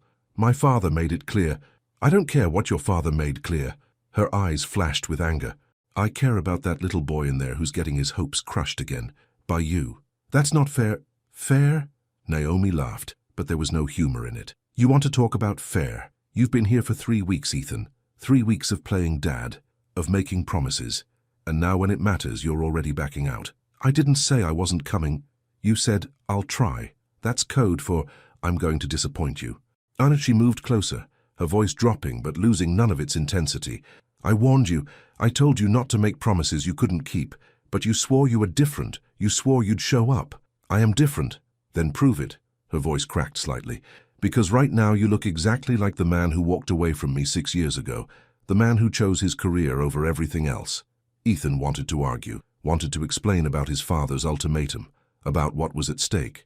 But looking at Naomi's face, at the disappointment and hurt warring there, he couldn't find the words. I need to think about this, he said finally. There's nothing to think about. Naomi's voice went cold. Either you choose Caleb or you choose your company. It's that simple. It's not simple. It is to me. She walked to the door and opened it. I think you should go. Naomi, go, Ethan, before you say something else that breaks my heart. He left. Because what else could he do? In his car, Ethan gripped the steering wheel and tried to breathe. His phone buzzed. A text from his father. Presentation looks good. Board will be impressed. You're making the right choice. But was he? The week crawled by. Ethan tried to call Naomi, but she didn't answer. He texted. Nothing. Finally, on Thursday, she responded, Caleb's conference is tomorrow at 7 p.m. Do what you need to do. That was it. No warmth, no understanding. Just cold acceptance that he was going to let them down. Ethan sat in his office Friday morning, staring at the expansion plan on his laptop. He'd worked on this for months. It was brilliant, bold, exactly what the company needed. His father would be proud. The board would approve him as the next CEO. Everything he'd worked for would finally be his, but at what cost? His phone buzzed. A text from Caleb. Naomi must have helped him send it. Miss Rodriguez is excited to meet you tonight. She says she has lots of good things to tell you about me. Love you, Dad. There was a photo attached. Caleb smiling at the camera, giving a thumbs up, his gap-toothed grin, his eyes, Ethan's eyes, shining with hope. Ethan stared at that photo for a long time. Sarah knocked on his door. Mr. Ward, the car will be here in an hour to take you to the board meeting. Do you need anything? No. Thank you, Sarah. She left. Ethan looked at the clock. 6 p.m. The board meeting started at 7:30. Parent-teacher conferences started at 7. He couldn't do both. His father's words echoed in his mind. Choose the company, or walk away from everything we've built. But another voice cut through. Caleb's voice from that first day at the park. Mommy says you should do things that make you happy, even if they're hard, because that's how you know they matter. What mattered? The company, the money, his father's approval, or Caleb's smile, Naomi's trust being part of a family? Ethan looked at the photo of his son again, and suddenly, the choice became crystal clear. At 6:50 p.m., James Ward stood in the conference room, greeting board members as they arrived. Everything was perfect. The presentation was loaded. The investors were eager. All they needed was Ethan. James checked his watch. 6:55. Ethan was cutting it close. But he'd be here. He always came through when it mattered. 7x. Still no Ethan. 7:10. James's phone buzzed. A text from Sarah. Mr. Ward isn't answering his phone. I went to his office. He's gone. James's blood went cold. He stepped out of the conference room and called his son. Straight to voicemail. He called again and again. Finally, a text came through. I'm not coming. I'm sorry, Dad, but I'm choosing my family. James stared at the message in disbelief, then rage. Pure, white-hot rage. His son had just thrown away everything. For a woman, for a child, for nothing that mattered. James deleted the message and walked back into the conference room. Time for damage control. But he would deal with Ethan later. Naomi sat in the hallway outside Caleb's classroom, checking her watch for the 10th time. 7:05. Their conference started in 10 minutes. Ethan wasn't coming. She'd known he wouldn't. Known from the moment he'd hesitated that he'd choose work over Caleb. Just like he'd chosen work over their marriage. Some things never changed. Mommy, do you think Dad's coming? Caleb sat beside her, swinging his legs, but his voice was small, uncertain. I don't know, baby. Naomi put her arm around him. Maybe he got stuck at work. He's always stuck at work. Caleb leaned his head against her shoulder. That's okay. You're here. That's what matters. But Naomi could hear the disappointment in his voice, could see it in the way he kept glancing at the door, waiting, hoping. She wanted to hunt Ethan down and scream at him. How dare he do this to Caleb? How dare he get his hopes up just to crush them? Ms. Carter! Miss Rodriguez appeared in the doorway. We're ready for you. Naomi stood, taking Caleb's hand. Come on, baby. They walked into the classroom. Miss Rodriguez smiled warmly at Caleb, then noticed Naomi was alone. Will Caleb's father be joining us? I don't think... I'm here. Naomi spun around. Ethan stood in the doorway, breathing hard like he'd been running. His tie was loose, his hair messy, but he was here. Dad! Caleb's whole face lit up. He ran to Ethan and threw his arms around him. You came. You really came. Of course I did. Ethan picked him up, even though Caleb was getting big for that. I promised, didn't I? Over Caleb's head, Ethan's eyes met Naomi's. She couldn't read his expression. Relief? Fear? Something else? Sorry, I'm late, Ethan said to Miss Rodriguez. Traffic. No problem at all. Miss Rodriguez gestured to the small chairs at the reading table. Please sit. They sat together, Naomi, Ethan, and Caleb between them. Miss Rodriguez pulled out Caleb's work folder and began talking about his progress, how he was reading above grade level, how he was kind to other students, how he had a wonderful imagination. Naomi heard the words but couldn't focus. Her mind was spinning. Ethan had come. He'd actually come. After the conference, they walked out into the hallway. Caleb ran ahead to the water fountain. What about your board meeting? Naomi asked quietly. I didn't go. She stopped walking. What? I chose Caleb. Ethan turned to face her. My father gave me an ultimatum, the board meeting or this conference, and I chose this. But your career doesn't matter. His voice was firm. None of it matters if I'm not here for him. For both of you. Naomi's eyes filled with tears. Ethan, I'm done letting my father control my life. I'm done choosing work over what's important. He stepped closer. You were right. It is simple. I choose Caleb. Every time. No matter what. A tear slipped down her cheek. Ethan reached up and gently wiped it away. I'm sorry, he whispered, for making you doubt me, for not choosing you the first time, but I'm here now, and I'm not going anywhere. Your father can go to hell." The words came out fierce. "I don't need his approval. I don't need his company. I need my son. I need—" He swallowed hard. "I need you, Naomi, if you'll have me." She opened her mouth to respond, but Caleb came running back. "Can we get ice cream to celebrate my good report?" Naomi looked at her son, then at Ethan. "Yeah, baby, we can get ice cream." "Yes!" Caleb grabbed both their hands. "This is the best day." As they walked to the car together, the three of them hand in hand, Naomi felt something shift in her chest. Maybe, just maybe, Ethan really had changed. Maybe this time he'd stay. Over the weekend, Ethan's phone wouldn't stop buzzing. His father calling, board members calling, Sarah calling. He ignored them all. Saturday morning, he showed up at Naomi's apartment with breakfast and a plan. "Let's get out of the city," he said when she opened the door. "Just for the day, the three of us." "Ethan, please, no work, no interruptions, just family." That word, family, made her soften. "Where would we go?" "There's a state park about an hour away. Hiking trails, a lake. Caleb would love it." Caleb appeared behind Naomi, already excited. "Hiking? Can we, Mom? Please?" Naomi looked between them. Then she sighed. "Fine, but you're buying lunch." "Deal." They drove out of the city with the windows down and music playing. Caleb sang along to every song, making up words when he didn't know them. Ethan and Naomi laughed, joining in. The park was beautiful. Trees everywhere, a crystal-clear lake, trails winding through the forest. They hiked for hours, with Caleb running ahead to explore and running back to tell them about every cool rock and stick he found. "This one looks like a sword." He swung a stick around. "I'm a knight. A very brave knight," Ethan agreed. They stopped by the lake for lunch. Sandwiches from a deli, chips, fruit. They sat on a blanket and watched the water ripple in the breeze. Caleb lay back on the blanket, staring at the clouds. "That one looks like a dragon." "Where?" Ethan lay down beside him. "Right there. See the tail?" Naomi lay down on Caleb's other side, the three of them, looking up at the sky together.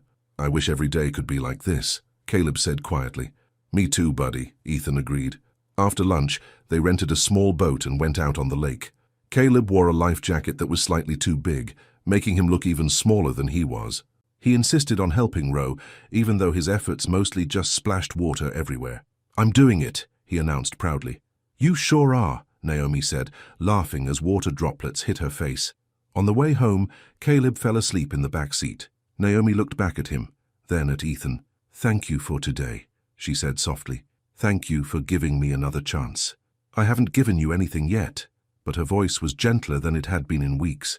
"You're earning it, slowly." "I'll keep earning it, for as long as it takes." They drove in comfortable silence for a while. Then Naomi spoke again. "What happened with your father after you missed the meeting?"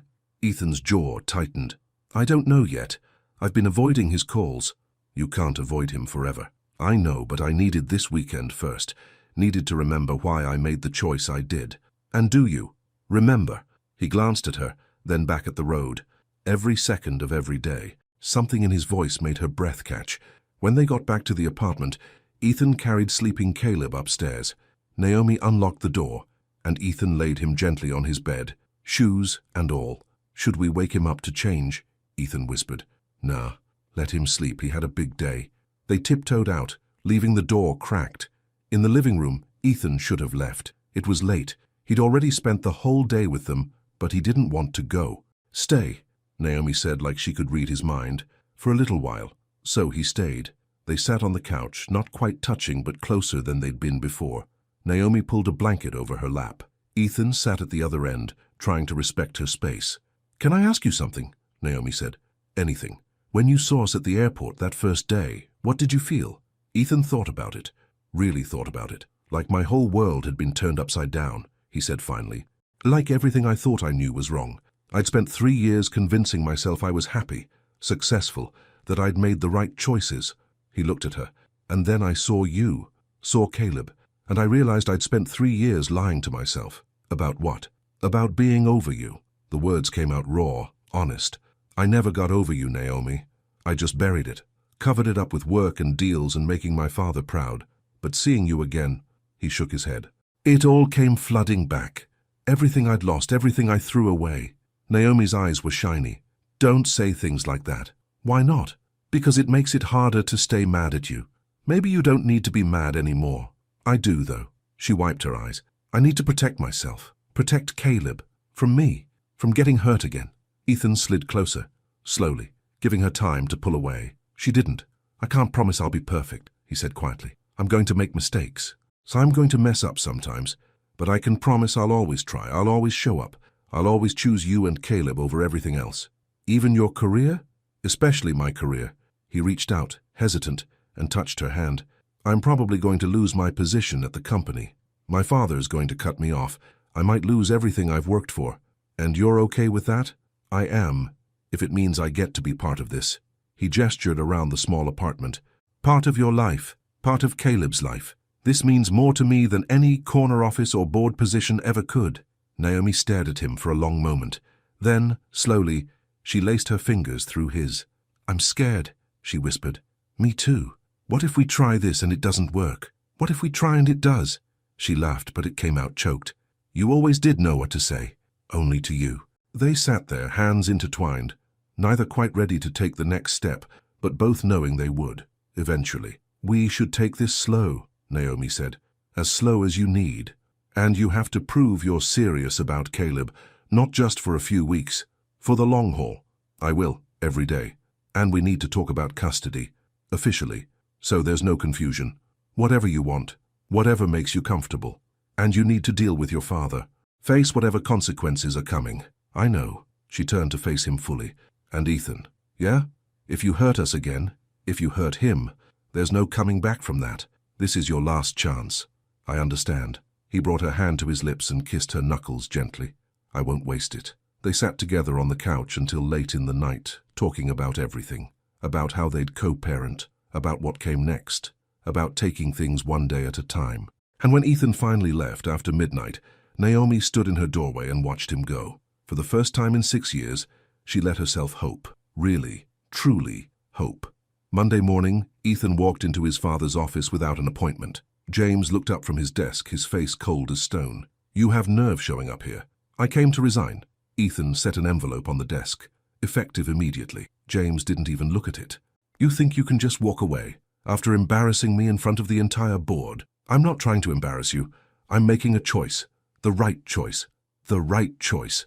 James laughed bitterly. You're throwing away your future for a woman who trapped you with a child. She didn't trap me, and even if she had, I'd still choose them. Ethan stood tall. I'm done living your life, Dad. Done trying to be the son you want me to be. Without this company, you're nothing. No. Ethan smiled. Without them, I'm nothing. The company is just a job. They're my family. James stood up, his face red with anger. If you walk out that door, you're cut off. No more money. No more connections.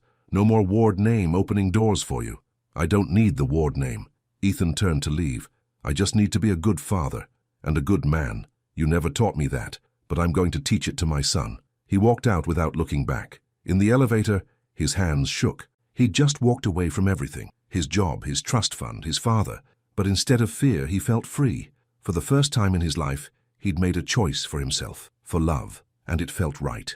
That afternoon, Ethan picked Caleb up from school as usual. They went to the park and played on the swings. Dad, can I ask you something? Caleb said as Ethan pushed him. Sure, buddy, anything. Are you and Mommy going to get married again? Ethan nearly stumbled. What? You love her, right? And she loves you, I can tell, so are you going to get married? It's complicated. Why? Good question. Ethan stopped pushing and came around to face Caleb. Because we hurt each other before. We have to make sure we don't do that again. But people make mistakes, that's what Miss Rodriguez says. And then you say sorry and do better. You're right. But sometimes grown-up mistakes are harder to fix. So you have to work extra hard. Ethan smiled. Yeah, I do. Are you working hard? The hardest I've ever worked at anything. Good. Caleb jumped off the swing. Because I want you to stay. Forever. Not just for visits. The words hit Ethan square in the chest. I want that too. Then make it happen, Dad. Grown-ups can do anything if they try hard enough. You told me that. Ethan laughed and pulled Caleb into a hug. When did you get so smart? I was born smart. Mommy says so. Later, when Ethan dropped Caleb off at home, Naomi answered the door in her work clothes. She looked tired but beautiful. How was school? She asked Caleb. Good. I got a gold star in math, and Dad and I went to the park. Sounds like a great day. She kissed his forehead. Go start your homework. I need to talk to Ethan for a second. Caleb ran off. Naomi stepped into the hallway, pulling the door mostly closed behind her. Everything okay? Ethan asked. Maya told me what happened. That you quit your job. She has good sources. Ethan, that's your entire career. I'll find another job, one with better hours, one that doesn't require me to choose between work and family. But your father cut me off. I know, it's fine. It's not fine. Naomi's voice rose slightly. You just gave up everything. No. Ethan stepped closer. I gave up everything that didn't matter. What matters is in that apartment. He gestured at the door. And right here in front of me. Naomi's eyes filled with tears. You can't just upend your whole life for us. Why not? You upended your whole life for Caleb. You raised him alone, built a life from nothing. If you can do that, I can find a new career. That's different. How? She opened her mouth, closed it. I don't want you to resent us later, when the money runs out, when things get hard. I won't. He took her hands. Naomi, listen to me. I spent 6 years in the wrong life, miserable, empty, pretending I was happy. These last few weeks with you and Caleb, these have been the best weeks of my life, even with all the complications, even with my father's ultimatums, because I'm finally doing what I should have done 6 years ago. What's that? Fighting for you. He brought her hands to his chest. Fighting for us. A tear slipped down her cheek, then another. I'm so scared, she whispered. I know, but we'll figure it out together. One day at a time, one moment at a time. What if... He kissed her, soft and gentle, a question more than a demand. For half a second, Naomi froze. Then she kissed him back, and it was like coming home, like 6 years of hurt and loneliness and longing all melted away, like they'd never been apart. When they finally broke apart, both breathing hard, Naomi laughed through her tears. We're really doing this? If you'll have me. I must be crazy. Probably. He smiled and wiped her tears with his thumbs. But I promise I'm worth it. You better be, Ethan Ward. I will be. For you and Caleb. I'll be whatever I need to be. The door burst open. Caleb stood there, grinning from ear to ear. I knew it! I knew you were going to kiss. Naomi laughed. Were you spying on us? Maybe. Caleb grabbed both their hands. Does this mean Dad's staying? Naomi looked at Ethan. He looked back at her. A whole conversation happening in that single glance. Yeah, baby, Naomi said softly. Dad's staying. Forever? Forever, Ethan confirmed. Caleb whooped and jumped up and down. This is the best day of my whole entire life. 3 weeks later, Ethan moved into a smaller apartment, closer to Naomi and Caleb. Nothing fancy. Nothing like his old penthouse.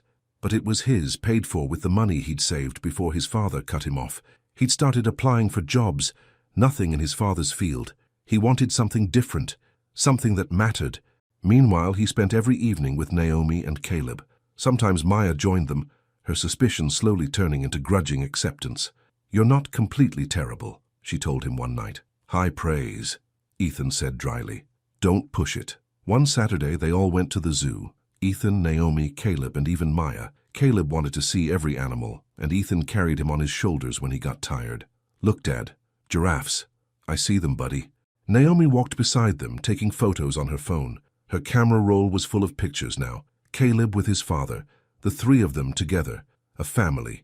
You're going to run out of storage, Maya teased. I don't care. I want to remember all of this. That night after Caleb was asleep, Ethan and Naomi sat on her couch.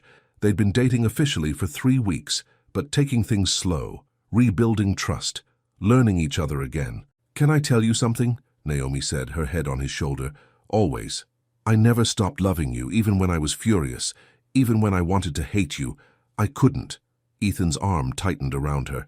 I never stopped loving you either, not for a single day. We lost so much time. Then we'll make up for it. He kissed the top of her head. We have the rest of our lives. The rest of our lives. She said it, like she was testing the words. That sounds nice. It sounds perfect. They sat in comfortable silence, content just to be together. No rushing, no pressure, just peace. Ethan, Thank you. For what? For choosing us. For showing up. For proving me wrong about you. He tilted her chin up so he could see her face. Thank you for giving me the chance. They kissed, slow and sweet. Outside, the city hummed with life. Inside, they'd built something precious, something worth fighting for. A family, not perfect, not without scars, but theirs. 6 months later, on a perfect spring day, they stood in the same park where they'd had their first family outing. Caleb ran around with Maya, flying a kite. Naomi's mother had flown in from Virginia. Even some of Ethan's old colleagues had come, the ones who'd reached out after he left the company. Ethan's father wasn't there, and that was okay. "Are you nervous?" Naomi asked, smoothing her simple white sundress. "Terrified," Ethan admitted, but in a good way. They weren't having a big wedding, just a small ceremony in the park with the people who mattered. A quiet renewal of vows with their son present this time. Caleb ran over, breathless and excited. "Is it time yet?" "Almost, baby," Naomi said. "Can I be the ring bearer? I practiced." "You're the most important ring bearer in the world," Ethan assured him. The officiant gathered everyone together. It was simple and short.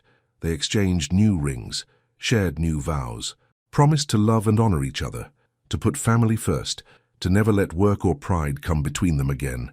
"I promise to show up," Ethan said, his voice thick with emotion, "every single day, for you and for Caleb, forever." "I promise to trust you," Naomi said, tears streaming down her face, "to give us a real chance, to build a future together." "And I promise to be the best son ever," Caleb announced, making everyone laugh. When they kissed, Caleb cheered the loudest. Maya wiped her eyes. Naomi's mother beamed. It wasn't the grand wedding they'd had the first time, but it was better, because this time they knew what they were promising. This time they understood the cost and chose it anyway. This time they had Caleb. Later, as the sun set over the park, they spread out a blanket. The three of them, Ethan, Naomi, and Caleb, lay on their backs, looking at the clouds turn pink and orange. "That one looks like a heart," Caleb pointed. "I see it," Naomi said. "Me too," Ethan agreed. Caleb wormed his way between his parents, grabbing both their hands. "I love you, Mommy. I love you, Dad." "We love you too, baby," Naomi said. "So much," Ethan added. They lay there as the sky darkened and stars began to appear. A family, together, complete, not because everything was perfect, but because they'd chosen each other, again and again, through hurt and healing, through fear and hope. Love hadn't been easy. It had required sacrifice, humility, the courage to forgive and be forgiven. But lying there under the emerging stars, with his wife on one side and his son on the other, Ethan knew it had been worth it. Every difficult choice, every moment of doubt, every sacrifice, all worth it. For this, for them, for love. The end.